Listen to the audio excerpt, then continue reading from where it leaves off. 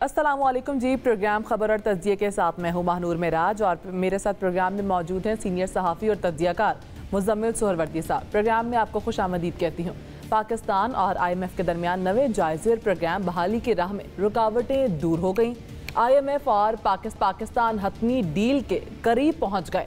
बाज़ाब्ता ऐलान जल्द मुतवक्किह है। वज़ीर आज़म शहबाज शरीफ और MD IMF के दरमियान पेरिस में राब्तों और मुलाकात से ब्रेक थ्रू हुआ है। वज़ीर आज़म शहबाज शरीफ और MD IMF के दरमियान पेरिस में 3 मुलाकातें हुई। वज़ीर आज़म ने IMF के साथ प्रोग्राम को मुकम्मल करने के पाकिस्तान के अज़्म को दोहराया है। मुज़म्मिल साहब, आपसे जानना चाहूँगी शहबाज शरीफ की डिप्लोमेसी ने कैसा काम दिखाया है, क्या कहेंगे इस पर आप? मेरे ख्याल में ये तो पाकिस्तान के लिए अब मेक और ब्रेक था कि सब कह रहे थे कि अगर IMF नहीं होगा तो फिर तो नवंबर दिसंबर में डिफ़ॉल्ट हो जाएगा। वैसे डिफ़ॉल्ट की इतनी तारीखें दी गई हैं कि अब डिफ़ॉल्ट भी एक मजाक बन गया था कि इतनी तारीखें आई कि कोई अब किसी नई तारीख को सीरियस लेने के लिए तैयार नहीं था। लेकिन बहरहाल कुछ फिर भी ये था कि अगर इस बजट 9वां जायज़ा ना हुआ तो आगे सर्वाइवल बड़ा मुश्किल है। और पिछले दिनों इसहाक डार साहब से जब एक सहाफ़ी ने सवाल किया तो वो गुस्से में भी आ गए, तैश में भी आ गए। सब ने कहा IMF उनकी छेड़ बन गई है। लेकिन बहरहाल अब तो ये है कि जून को जो IMF के बोर्ड की मीटिंग हो रही है उसमें पाकिस्तान एजेंडे में शामिल होगा और उसमें उम्मीद है कि स्टाफ लेवल मुआहदा अप्रूव हो जाएगा, जिसके बाद पैसे जुलाई की 1 या 2 तक $1.5 बिलियन आ जाएगा।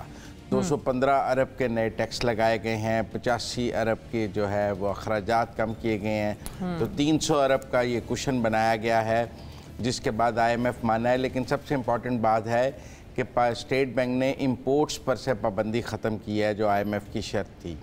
अब सूरत हाल ये है कि पाकिस्तान ने अपना ट्रेड डेफिसिट कंट्रोल किया था, सरप्लस में आए थे, इंपोर्ट्स पर पाबंदी लगाई थी। उसका एक इफ़ेक्ट ये था कि इकॉनमी बहुत स्लो हो गई, लेकिन एक इफ़ेक्ट ये था कि हम ट्रेड डेफिसिट में से निकल आए, हम सरप्लस में चले गए, हमने सर्वाइव किया डिफ़ॉल्ट से। लेकिन IMF की शर्त थी कि इंपोर्ट खोलें। मैंने आप इस प्रोग्राम से पहले बहुत से इकोनॉमिक एक्सपर्ट्स से बात की है कि क्या पाकिस्तान इस IMF के जो 9वें जायज़े के पैसे आने के बाद भी ओपन इंपोर्ट पॉलिसी के साथ चल सकता है। कंसेंसस है कि हम ओपन इंपोर्ट पॉलिसी के साथ नहीं चल सकते, इंपोर्ट रिस्ट्रिक्शंस रखनी पड़ेंगी। अब वो स्टेट बैंक से ना हो, वो बैंकों को हदायत दी जाएं कि आपने इनफॉर्मली LCs को रोकना है। जो ये बात है कि जिस स्टेट बैंक ने इंपोर्ट पर से पाबंदी ख़त्म कर दी है, मुझे नहीं लगता कि आगे वो चले, क्योंकि हम कोई इतना बड़ा ट्रेड गैप लेकर अगला साल नहीं गुजार सकते। लिहाजा वो रहेगी। अलबत्ता जो पोर्ट पर कंटेनर्स फंसे हुए हैं वो ज़रूर मेरे ख़्याल में अब क्लियर हो जाएंगे और उससे वो जो एक गैप है वो निकल जाएगा। लेकिन आगे LCs खोलने का कोई ऐसा फ्री शॉट नहीं है कि हम कहें कि हर बंदा ही LC जाके खोल रहा है और इंपोर्ट ओपन हो गई है, वो नहीं होगा। बहरहाल एक IMF का मुआहदा होगा नहीं होगा, होगा नहीं होगा, बहरहाल हो गया है। 3 मुलाकातें की शहबाज शरीफ ने MD IMF से फ्रांस में, और इधर इसहाक डार साहब कहते हैं हम 3 रातों के साथ उनके साथ लगे हुए थे। वो 9,800 का रेवेन्यू हदफ कह रहे थे, ये 9,200 पे थे, 9,415 पे बात हुई है। 85 अरब के अखराजात कम होंगे, 9,500 आप समझ लें। तो मेरे ख्याल में कोई मिडवे निकला है IMF के साथ। तो जिस तरह अभी आप मिडवे की बात कर रहे हैं मुज़म्मिल साहब, वज़ीर आज़म की जिस तरह पेरिस में IMF की MD से मुलाकात हुई है और फंड जारी करने की उन्होंने जिस तरह अपील की है, जिस तरह हुकूमती वज़रा की जानिब से इस तरह के बयानात दिए जा रहे थे कि IMF के बगैर भी हमारे पास दूसरा ऑप्शन है, प्लान B मौजूद है, लेकिन उसके बावजूद भी बातचीत की कोशिशें की जा रही थी IMF के साथ, गवर्नमेंट की अप्रोच क्या है? क्या वो वाकई उनके पास कोई प्लान B भी मौजूद था, और इसके अलावा क्या वो वाकई IMF को ऑप्शन के तौर पर ले रही थी, और क्या IMF भी ये बात बावर कर चुका था कि अब हुकूमत उनको ऑप्शन के तौर पर ले रही है? नहीं, मेरे ख्याल में IMF फर्स्ट चॉइस था, पहली तरजीह था।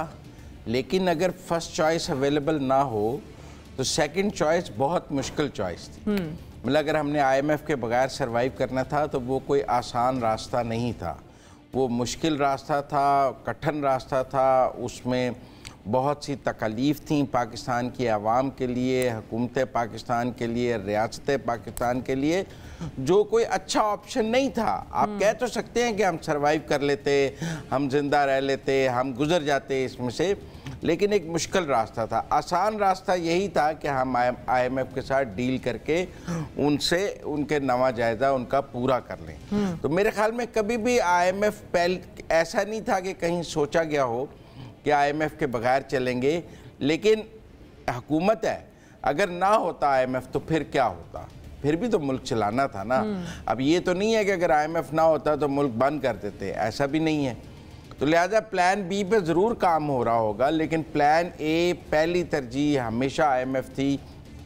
इसीलिए फ्रांस में 3 मुलाकातें IMF से रखी गईं, उनसे बार बार मिला गया, बार बार रिक्वेस्ट की गई। मेरे ख्याल में फ्रांस जाने का एक बड़ा मकसद यही था कि वहाँ पे IMF होंगी, उनसे बात की जाएगी, इस अपॉर्चुनिटी को यूज़ किया जाएगा, उधर से उनसे बात की जाएगी, इधर से पाकिस्तान से मुज़ाकरात किए जाएंगे। मेरे ख्याल में एक वेल प्लान खेल था। कुछ लोगों का ख्याल था फ्रांस क्यों गए हैं, फ्रांस क्यों गए हैं, फ्रांस नहीं जाना चाहिए, लेकिन मेरे ख्याल में अब तो समझ आ गई कि वो शहबाज शरीफ फ्रांस क्यों गए थे। कॉन्फ्रेंस तो थी, लेकिन IMF से मुलाकातों के लिए फ्रांस जाना बहुत ज़रूरी था। बहरहाल पाकिस्तान के लिए अच्छा हुआ है। एक कड़वा घून ज़रूर है कि 215 अरब के नए टैक्स लगेंगे। बेशक जिस तरह भी आप कह रहे हैं कि पाकिस्तान के लिए अच्छा हुआ, आवाम के लिए इसमें क्या रिलीफ है? बहुत सख्त शराइत भी थी बजट में, आवाम के लिए तो अभी कोई रिलीफ नहीं है। मुज़म्मिल साहब, जिस तरह IMF की सख्त शराइत थी और IMF से मंजूरी के बाद बजट पेश किया गया था और उसके बाद जितनी शराइत थी वो पूरी की गई और अब बिल आखिर मुआहदा भी होने जा रहा है, तो आप समझते हैं कि इसके बाद आवाम को कोई रिलीफ मिल सकेगा? नहीं, आवाम के लिए तो सख्ती है, लेकिन 215 अरब के नए टैक्स लग रहे हैं। अब बेशक डार साहब कहें कि ये टैक्स आम आदमी पर नहीं लगेगा। टैक्स जो है अगर अमीर पर भी लगाएं तो उसने फिर नीचे आम आदमी से ही वसूल करना होता है। चीज़ें महंगी होंगी या जो टैक्स लगेंगे वो जाने तो आवाम की जेब में से हैं। तो मैं ये नहीं मानता कि आवाम पर के लिए कोई आसानी होगी, मुश्किल होगी। 215 अरब के नए टैक्स लग रहे हैं और जो पहले से टैक्सेस हैं, अब आप कहें जी तनख्वाहदार पे नहीं लगेगा, फलां पे नहीं लगेगा, लेकिन टैक्स मुल्क में नए लग रहे हैं और वो कोई हम टैक्स नेट को वसी तो कर नहीं रहे। नए टैक्स पेयर्स तो आने नहीं हैं, जो ऑलरेडी मौजूद हैं सिस्टम में, उन्हीं से 215 अरब आपने और लेना है। सुपर टैक्स को आपने 30 करोड़ से 50 करोड़ कर दिया है, लेकिन वही टैक्स नेट है, कोई टैक्स नेट ब्रॉड नहीं हो रहा। लिहाजा मुझे नहीं लगता आवाम के लिए कोई रिलीफ है। बहरहाल ये एक अच्छी बात है, उन्होंने कही है कि जो लोग रिटायरमेंट के बाद पेंशन भी लेते थे और एक और नौकरी भी कर लेते थे, तो अब वो अगर नौकरी कर लेंगे तो उनकी पेंशन बंद हो जाएगी। फिर लोग 2-2, 3-3 पेंशनें ले रहे थे, तो उन्होंने कहा एक पेंशन मिलेगी। तो कुछ तो सिस्टम अच्छी खबर भी है इसमें, लेकिन अभी कोई आवाम के लिए रिलीफ मुझे ऐसा नहीं नजर आता। आप तो कह रहे हैं कि IMF से मुआहदे के मुस्बत असरात नजर आएंगे, तो आप समझते क्या है कि इस हवाले से उनका क्या कहना है कि कौन से मुस्बत असरात आएंगे? मुस्बत असरात पाकिस्तान पर होंगे, डिफॉल्ट नहीं होगा, 1.5 बिलियन ये आ जाएगा। और जो आलमी मालियाती इदारे इसलिए रुके हुए थे पाकिस्तान के साथ ताउन के लिए कि पहले आप IMF करें फिर हम आपके साथ आएंगे, तो वो सब वर्ल्ड बैंक और बाकी जो इदारे हैं उनसे जो कुछ आना है वो पैसे सारे आ जाएंगे। और जो हम रोज़ गिनते थे कि आज सिर्फ $3.5 बिलियन रह गया, आज इतना रह गया, पाकिस्तान के पास 6 हफ्तों के पैसे रह गए, 2 हफ्तों के पैसे रह गए, वो मेरे ख्याल में रिजर्व्स थोड़े ऊपर चले जाएंगे। मुझे लगता है अगर हम देखें तो बाय अगस्त ये जो है जुलाई के एंड तक 6, 7, 8 बिलियन तक दोबारा चले जाएंगे। ये भी आ जाएंगे, सऊदी अरब से भी आ जाएंगे, और जो हमने कमर्शियल बैंकों के पैसे वापस किए हैं वो रोल ओवर होकर वापस आ जाएंगे। तो एक जो रिजर्व्स में जो एक इज़्ज़त है, मतलब अभी तो बहुत फ्रेजाइल सूरत हाल थी, वो वापस कुछ थोड़ा सा हमें कुशन नज़र आ जाएगा। तो आप कह सकते हैं कि पाकिस्तान के लिए बहुत अच्छा है। जब पाकिस्तान के लिए अच्छा है तो आवाम के लिए भी मुश्किल दिन है। हमें ये साहब, जिस तरह ये हुकूमत की जानिब से बातें की जा रही थी कि IMF के बगैर भी मुल्क डिफ़ॉल्ट नहीं करेगा और प्लान बी भी हमारे पास मौजूद है, तो आप समझते हैं कि सिर्फ ये प्रेशर बिल्डअप करने की कोशिश की जा रही थी? नहीं, देखिए वो मेरा ख्याल है आवाम को तैयार कर रहे थे। क्योंकि ये कोई श्योर तो नहीं था कि ये हो जाएगा। मैं ये नहीं समझता कि हुकूमत ने जानबूझकर गेम को इतना फंसा लिया कि आखिरी दिन तक IMF को ले गई। ऐसी बात नहीं थी, ये बात टूट चुकी थी। शायद फ्रांस में बनी, शहबाज शरीफ ने बात की तो 3 बार मुलाकात की, रिक्वेस्ट की, वहाँ पे और लोग भी मौजूद थे। फिर हमने कल देखा कि अमेरिकन एम्बेसडर का भी एक पॉजिटिव बयान आया था। वो एक तकरीब से ख़िताब कर रहे थे, उन्होंने कहा हम पाकिस्तान को तनहा नहीं करना चाहते, आइसोलेट नहीं करना चाहते। IMF एक इंडिपेंडेंट इदारा है, लेकिन अमेरिका चाहता है कि पाकिस्तान और IMF की डील हो जाए। तो वो जो अमेरिकी सफ़ीर का कल का बयान था वो भी एक इशारा दे रहा था कि कहीं ना कहीं अमेरिका भी अब IMF को इशारा दे रहा है कि अब कर ली जाए डील, काफ़ी हो गई है। मेरे ख्याल में वो अमेरिकन एम्बेसडर की जो स्टेटमेंट थी वो भी एक किस्म की पॉलिसी स्टेटमेंट थी कि बात जो है बर्फ़ पिघल गई है, तभी उन्होंने, वरना इससे पहले अमेरिका ने IMF के हवाले से खामोशी रखी है।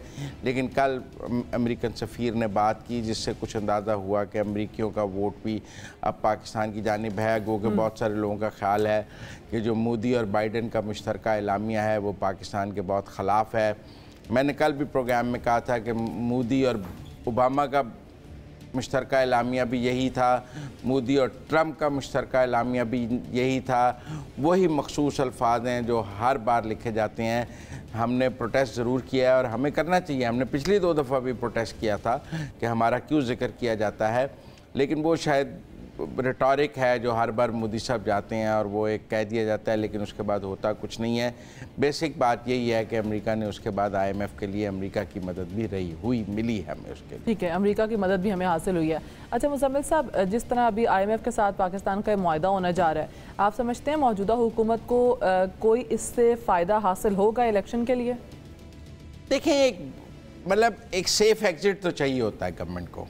मतलब अगर ये ना करके जाते और तो फिर इनके ऊपर एक इल्ज़ाम होता है कि ये पाकिस्तान को मुश्किल में छोड़ गए हैं। देखें, ये IMF से मुआहदा भी नहीं कर सके। इनकी बड़ी नाकामियों में एक नाकामी ये गिनी जाती कि ये हुकूमत तो IMF से मुआहदा भी नहीं कर सकी, आगे मुल्क को कैसे चलाएगी। मुझे ये तो कोई पॉजिटिव इसका इम्पेक्ट हो या ना हो, वो जो नेगेटिव बैगेज लेके गवर्नमेंट ने जाना था कि ये IMF कर ही नहीं सके तो इनसे आगे क्या मुल्क चलेगा, वो नेगेटिव बैगेज तो नहीं होगा कि चले इन्होंने IMF कर दिया, नौवा जायज़ा कर दिया, किस्त ले आए, उसके बाद हुकूमत छोड़ी। तो मैं ये तो नहीं कहता कि इसका कोई उनके वोट बैंक पे बड़ा पॉजिटिव असर होगा, लोगों की राय इनके बारे में बड़ी पॉजिटिव हो जाएगी, मैं ये बात तो नहीं कहता। लेकिन ना होने के जो नुकसानात थे उससे बच गए हैं। मतलब अगर ना होता तो ज़्यादा नुकसान, पॉलिटिकल बैगेज में भी ज़्यादा नुकसान था PMLN का। फिर इनके मुखालफिन कहते हैं कि इनकी तो बिल्कुल परफॉर्मेंस नहीं है, ये तो डील नहीं कर सके। और डार साहब की तो आपको पता है बहुत ज़्यादा नेगेटिव बैगेज हुआ है। IMF के बहुत क्रिटिसिज्म हुआ डार साहब के ऊपर।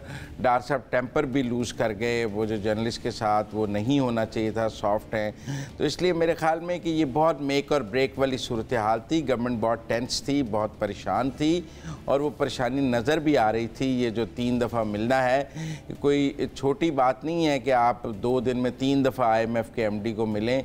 आपकी ज़रूरत थी तो आप मिले ना, बार बार मिल के आपने रिक्वेस्ट ही की है। इधर 3 रातों से आप लगे हुए थे तो आपके लिए मेक और ब्रेक था, लेकिन बहरहाल हो गया। इट्स गुड फॉर पाकिस्तान, बिल्कुल हमें इसको नेगेटिवली नहीं लेना चाहिए। लेकिन मुज़म्मिल साहब, वज़ीर मुमलिकत हिना रब्बानी खैर जिस तरह कह रही हैं कि पाकिस्तान चीन और अमेरिका में से किसी एक का इंतखाब नहीं करेगा, ये बयान काफ़ी कन्फ्यूजन का शिकार है। इस पर आप क्या कहेंगे? नहीं, मेरे ख्याल में बैलेंस फॉरेन पॉलिसी ऐसी होनी चाहिए। देखिए ना, डार साहब भी पिछले दिनों अमेरिकन एम्बेसडर को भी मिले IMF के लिए। उन्होंने 12 मुल्कों के सफ़ीरों से बल्कि एक दिन में बात की। शहबाज शरीफ ने 12 मुल्कों को एंगेज किया कि हम IMF को करना चाहते हैं। तो एक वसी डिप्लोमेसी तो हमें नज़र आई है।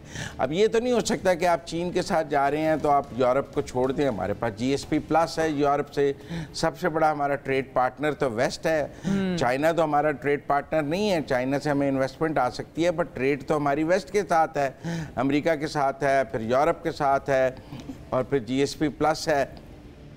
तो इसलिए मैं समझता हूँ किसी एक का इंतखाब हो ही नहीं सकता। पाकिस्तान को एक बैलेंस फॉरेन पॉलिसी लेके चलनी चाहिए, किसी एक कैंप का इंतखाब नहीं करना चाहिए। ये कहना कि जी अगर हम चीन के साथ चले जाएंगे तो हम अमेरिका से कुट्टी कर देंगे, हम अमेरिका से चले जाएंगे तो चीन से कुट्टी कर देंगे, ये गलत है। अब आप देखें ना, आपने कराची पोर्ट यूएई को दी है तो आप गवादर चीन के साथ सी पैक में भी कर रहे हैं, तो बैक वक्त आप यूएई और चीन को साथ लेकर चल रहे हैं ना। इससे पहले हमें बहुत पढ़ाया जाता था कि देखें जी गवादर के तो यूएई तो सी पैक के बहुत ख़िलाफ़ हैं, वो तो सी पैक को बिल्कुल गवादर को होने ही नहीं देना चाहते, दुबई का तो बड़ा नुकसान हो जाएगा अगर गवादर ऑपरेशनल हो गया। लेकिन आप देखें कि अब तो सऊदी अरब भी सी पैक में शामिल होना चाहता है, यूएई कराची पोर्ट पे आ गया है। तो आपको सब मुल्कों को साथ लेकर चलना चाहिए, ग्रुपिंग और इस तरह एक से मिलना है, एक से ग्रुप में जाना है। अब देखें ना, आप भारत को देखें, उसके रूस से भी अच्छे तल्लुकात हैं, चीन से नहीं है, हम मानते हैं, लेकिन चीन से उनके सरहदी तनाज़ात हैं कि उनके जो ऊपर कश्मीर पे जिस तरह हमारा तनाज़ा है, इसी तरह चीन से भी उनके बॉर्डर डिस्प्यूट्स हैं, लेकिन बाकी वो पूरी दुनिया के साथ बैलेंस लेकर चलते ही हैं ना। तो हमें भी ऐसा करना चाहिए। मैं इस बात के हक़ में नहीं हूँ कि जी अब हम बिल्कुल चीन के कैंप में चले जाएँ और पूरे मगरब से कुट्टी करके बैठ जाएँ कि अब हम चीन के कैंप में हैं, हम नॉर्थ कोरिया नहीं बन सकते। हमें दुनिया के साथ वाइब्रेंट फॉरेन पॉलिसी के साथ चलना चाहिए। सबसे ये जो अब IMF हमने किया है, डिप्लोमेसी से किया है ना, मतलब आप देखें कि जाने से पहले भी 12 मुल्कों से के लोगों से बात की, वहाँ जाकर भी डिप्लोमेसी की, यहाँ भी की, अमेरिका से भी बात की, तो फिर ही हुआ ना। बिल्कुल ठीक है, डिप्लोमेसी वहाँ पे की और उसके नताइज भी हम देख, मुस्बत नताइज भी आना शुरू हो गए हैं। नाज़रीन, नेक्स्ट सेगमेंट की जानिब जाएंगे, ब्रेक का वक्त हो रहा है, ब्रेक से वापस आते हैं।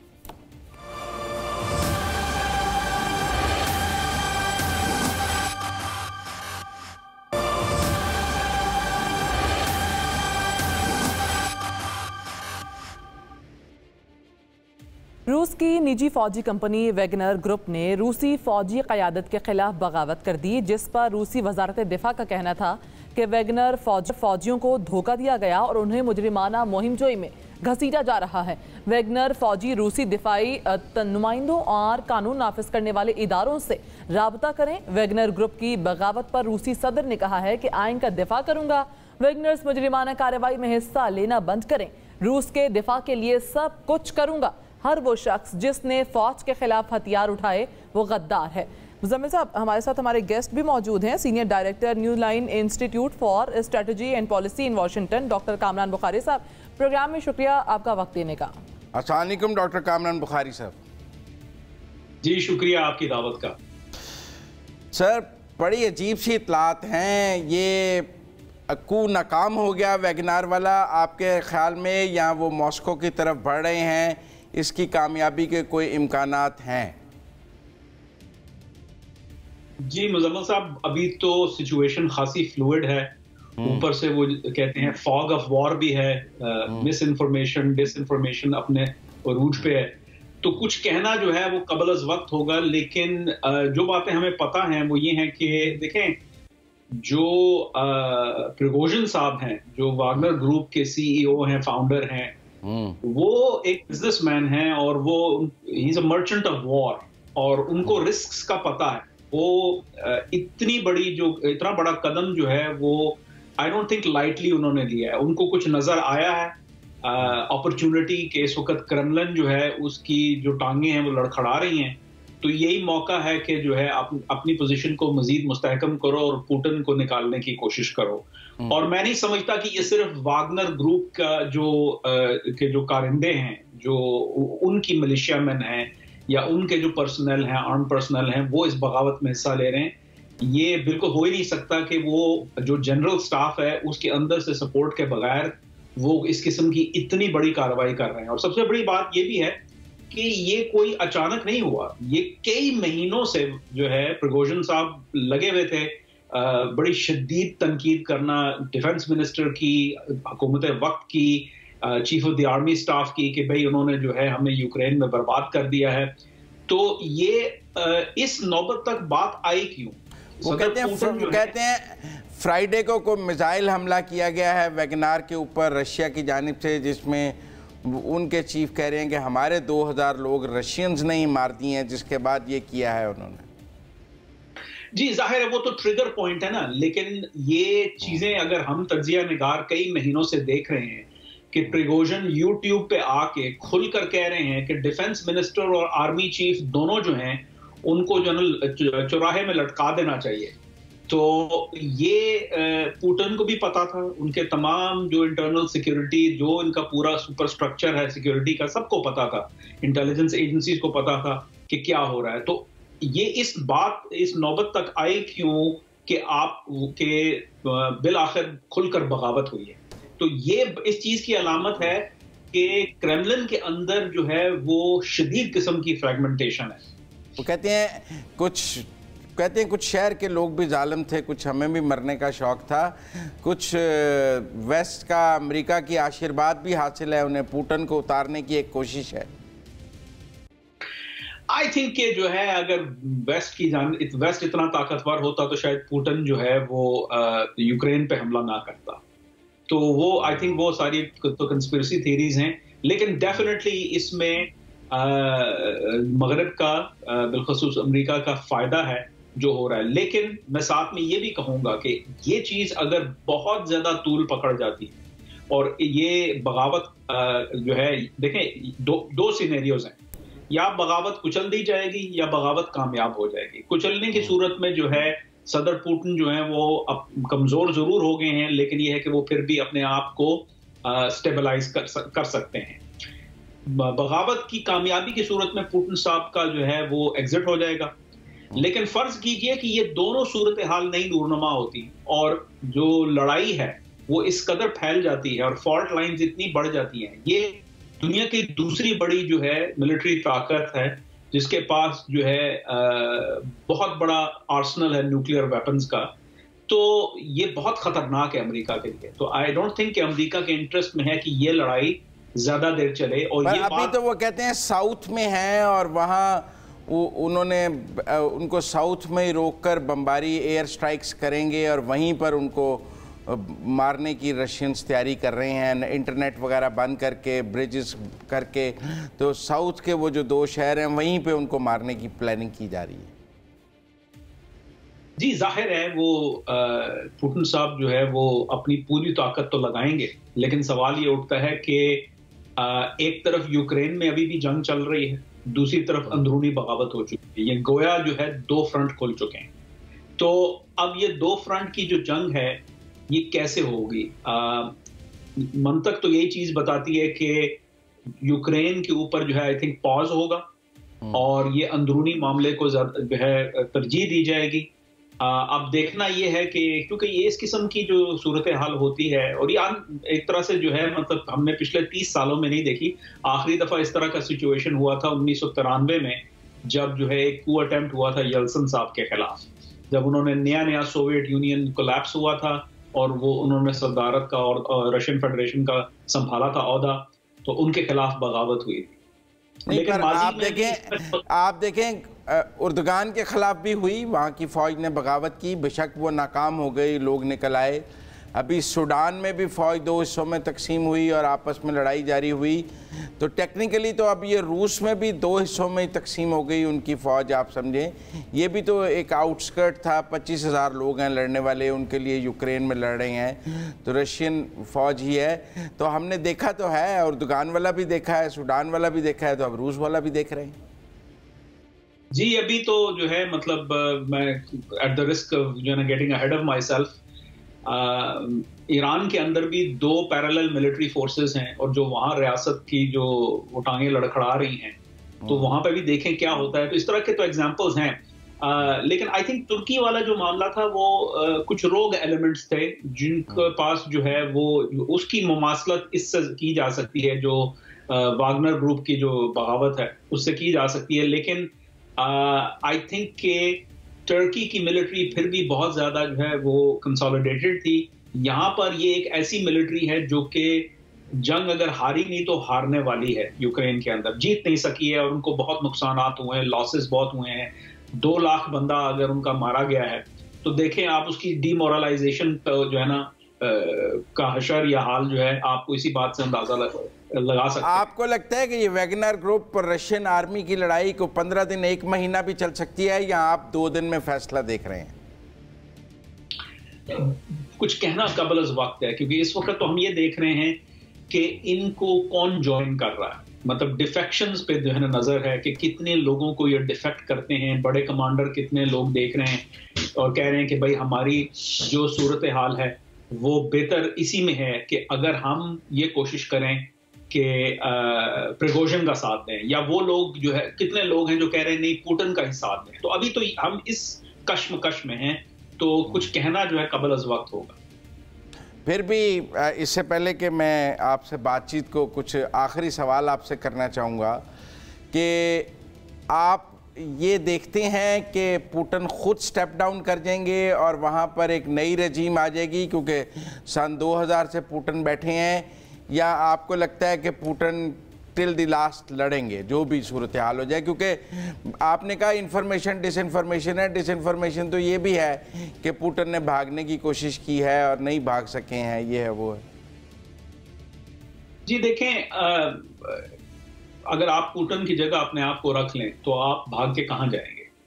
दुनिया में आपके खिलाफ जो है एक महाज खुला हुआ है, तो आपको पनाह नहीं मिलेगी। आप अपने ही मुल्क में रह सकते हैं, अगर आप अपने मुल्क में ही महफूज नहीं हैं, अगर आपके मुखालफीन जीत जाते हैं तो फिर आपकी फिजिकल हिफाजत जो है वो उसका सवाल खड़ा हो जाता है ना। पॉलिटिकली तो आप जो है बहुत कमज़ोर हो चुके हैं, और हो सकता है कि आपको जो है अब ये कहना कबल अज़ वक्त होगा कि हाँ भी कितने अरसे में जो है वो सदारत के ओहदे पे नहीं फाइज रहेंगे। लेकिन सूरत अगर ये बगावत तूल पकड़ती है तो पुतिन के पास कोई चॉइस नहीं है कि वो इसको डट कर मुकाबला करें, क्योंकि यहाँ पर उनकी अपनी फिजिकल सिक्योरिटी का भी सवाल है। पर पुतिन ने अब माजी में हर दफ़ा ये तो साबित किया है कि वो लीथल फैसले कर लेते हैं जिनके मतलब और कॉस्ट की परवाह नहीं करते हैं, और वो किसी भी हद तक जा सकते हैं। तो अभी भी वो जो 280 किलोमीटर इनके पास हैं, साउथ के 2 शहर अभी तक वैगनार के पास, वहाँ पर कारपेट बॉम्बिंग करके भी इनको ख़त्म कर सकते हैं। किया जा सकता है, लेकिन अगर जो है आप मुसल्लह फौज का हिस्सा हैं रूस की, और आपको ऑर्डर दिया जा रहा है कि आप अपने लोगों को मारें, तो सवाल ये उठता है कि कितने लोग उसका हुक्म बजा लाएंगे और कितने लोग जो है कहेंगे कि ये गलत है। तो ये जो है आई थिंक अभी बहुत इट्स टू अर्ली टू से कि क्या होगा। एन मुमकिन है यानी कि बगावत कुचल दी जाए, लेकिन एन मुमकिन है कि इस वक्त 50-50 है, क्योंकि हमें इंफॉर्मेशन नहीं है हमारे पास। वहाँ भी इंटरनेट बंद कर दिया गया है ताकि फ्लो ऑफ इंफॉर्मेशन खत्म कर दी जाए हर तरफ से। जी, तो ये तो जाहिर है पहला फर्स्ट ऑर्डर ऑफ बिजनेस यही होता है। बाकी बहुत शुक्रिया कामरान साहब हमारे साथ बात करने का। महानूर, आपने देखा रूस में लड़ाई 2 किस्म की, एक तो यूक्रेन से तो वो लड़ ही रहे थे, उनकी अपनी फौज में एक जो हिस्सा था 25,000 फौजियों ने, और अभी कुछ भी जिस तरह की सूरत हाल छिड़ी है उसमें कुछ भी कहना कबल अज़ वक्त है। मुज़म्मिल साहब ब्रेक पे जाते हैं, ब्रेक से वापस आएंगे तो फिर आज चीफ जस्टिस ने खिताब किया तकरीब से, उस हवाले से ही बात करेंगे।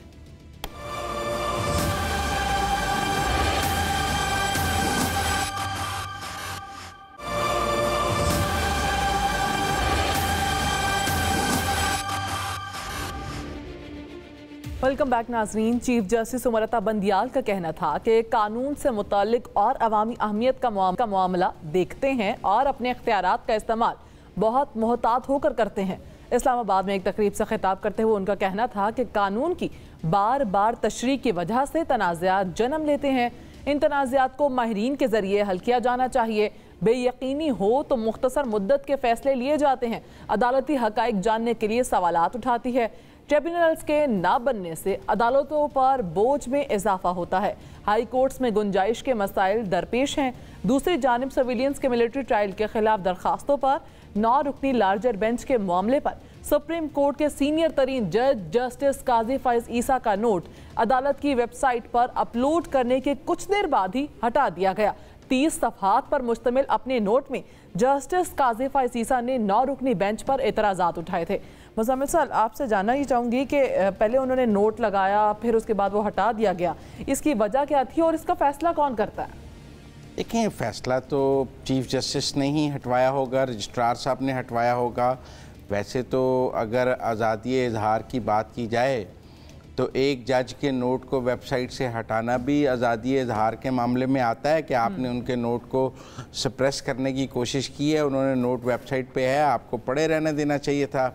लेकिन अब तो कम्युनिकेशन का ऐसा दौर है, मेरे सामने भी वो नोट पड़ा है, आपने वेबसाइट से हटा भी दिया है, तो उससे क्या फ़र्क पड़ता है? सबके पास मौजूद है, सबको मिल गया है और उस पर सब बात भी कर रहे हैं। तो मुझे तो ये कोई ख़ास मंतक समझ नहीं आई कि वेबसाइट से हटाकर क्या मकासद हासिल किए गए हैं।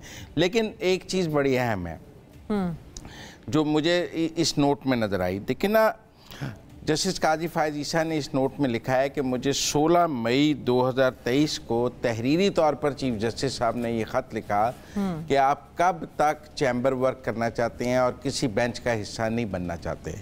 वो कहती हैं मैंने अगले दिन 17 मई को चीफ जस्टिस को ख़त लिखा कि जब तक आप प्रैक्टिस एंड प्रोसीजर बिल का फैसला नहीं करेंगे तब तक मैं किसी बेंच में नहीं बैठूंगा। 5 सफ़ों का। अब जब ये मौक़िफ़ उनका मौजूद था चीफ जस्टिस के पास, तो उन्हें इस बेंच का हिस्सा ही क्यों बनाया गया? जब एक जज ने लिखकर आपको दे दिया है कि मैं किसी बेंच का हिस्सा नहीं बनूंगा जब तक आप प्रैक्टिस एंड प्रोसीजर बिल का फैसला नहीं करेंगे, मैं तब तक नहीं बनूंगा, तो फिर चीफ साहब ने उन्हें क्यों बनाया, बेंच में बिठाया? मुझे तो समझ नहीं आई। जब आपने लिख कर एक दूसरे से जवाब ले लिया है तो बात रिकॉर्ड पर आ गई है। बाकी जो काजी फायज़ ईसा साहब का 3 सफ़ों का नोट है, बहुत इंटरेस्टिंग है, पढ़ने के काबिल है और उमर अताब बंदियाल साहब को इस नोट का जवाब देना चाहिए, इसको अनअटेंडेड नहीं छोड़ना चाहिए। देखिए ना, ये नोट टेक्निकली चीफ जस्टिस साहब के ख़िलाफ़ एक चार्जशीट है। उन्होंने कहा है कि आप मुशावरत से फ़ैसले नहीं करते हैं, आप बेंचेस मुशावरत से नहीं बनाते हैं। फिर जो मौजूदा पटिशन है, इस हवाले से भी उन्होंने बहुत से सवालात उठाए हैं कि मिलिट्री कोर्ट्स के हवाले से ही सुप्रीम कोर्ट में बहुत सी पटिशनें 2020 से पेंडिंग पड़ी हैं। वो अपीलें तो आप सुनने के लिए लगाते नहीं हैं और ये दरखास्तें आपने फ़ौरन लगा ली हैं। इसकी क्या वजह है? बाद में आने वाली, पहले आने वाली दरखास्तें नहीं लगती हैं, बाद में आने वाली क्यों फ़ौरन लग जाती हैं?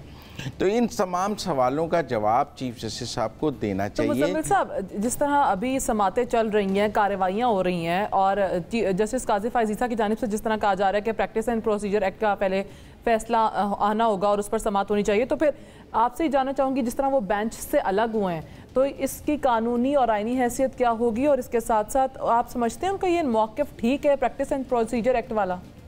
देखिए, प्रैक्टिस एंड उनका मौक़िफ़ है, मैं सही और गलत की बात तो देखें कानूनी माहिरीन करेंगे।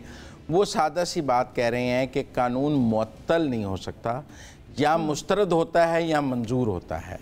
आप एक लंबे अरसे तक एक कानून को मुअत्तल करके नहीं रख सकते। वो ये सवाल कर रहे हैं कि प्रैक्टिस एंड प्रोसीजर बिल का जो कानून आपने मुअत्तल किया, आपने उसकी समात यकदम लंबे अरसे तक मुलतवी क्यों कर दी?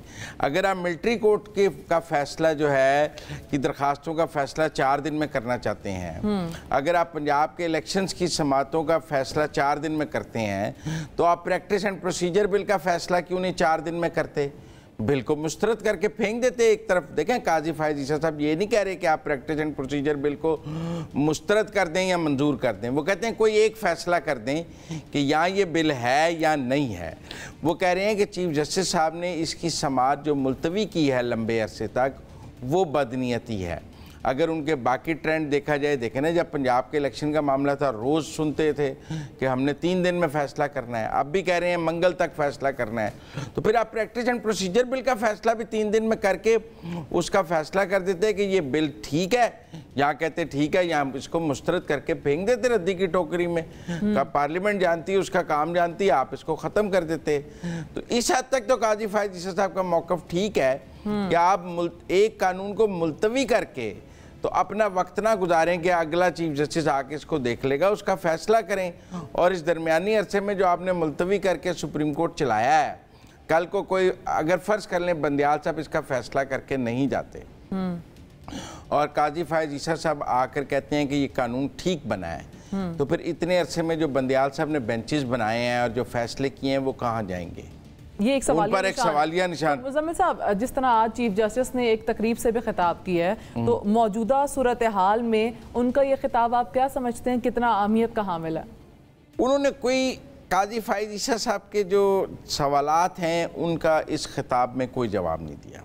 ये एक बिजनेस फ्रेंडली सा खिताब था कि जी जो टैक्स रजीम है वो कैसी होनी चाहिए, हुकूमत को 5 साल मुद्दत के लिए प्लान बनाना चाहिए और जो हम टैक्सेस लगाते हैं उनमें एक जो है सस्टेनेबिलिटी होनी चाहिए। एक आदमी एक चीज़ इंपोर्ट करता है, जब इंपोर्ट कर लेता है तो टैक्स बदल जाता है जिसकी वजह से बड़े मसाइल पैदा होते हैं। तो वो तो एक गवर्नेंस कैसी होनी चाहिए, हुकूमत कैसे करनी चाहिए, वो तो आज ये बता रहे थे कि हुकूमत को पॉइंट आ गया। प्रोग्राम का वक्त यहाँ पर ख़त्म हो रहा है। अगले हफ्ते हाजिर होंगे कुछ नई खबरों उनकी तज्जियों के साथ। मुझे और मुजम्मिल साहब को दीजिए इजाज़त। खुदा हाफ़िज़।